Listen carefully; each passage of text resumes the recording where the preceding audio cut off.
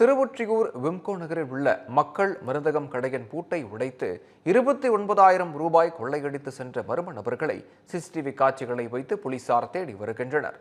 சென்னை அடுத்த விம்கோ நகரில் பாரத மக்கள் மருந்தக கடை ஒன்று செயல்பட்டு வருகிறது. வழக்கம் போல் கடை உரிமையாளர் முரளிகிருஷ்ணன் கடையை பூட்டிவிட்டு வீட்டுக்கு சென்ற நிலையில் இருசக்கர வாகனத்தில் வந்த மர்ம நபர்கள் பூட்டை உடைத்து கல்லாவில் இருந்த 29,000 ரூபாயை கொள்ளையடித்து சென்றனர். இதுகுறித்து கடை உரிமையாளர் முரளிகிருஷ்ணா அளித்த புகாரின் அடிப்படையில் வந்த போலீசார் சிசிடிவி காட்சிகளை கைப்பற்றி விசாரணை மேற்கொண்டு வருகின்றனர். இந்நிலையில் இருசக்கர வாகனத்தில் வந்த 4 பேர் கடையின் பூட்டை உடைத்து கொள்ளையடித்து செல்லும் சிசிடிவி காட்சி வெளியாகி அதிர்ச்சியை ஏற்படுத்தி உள்ளது.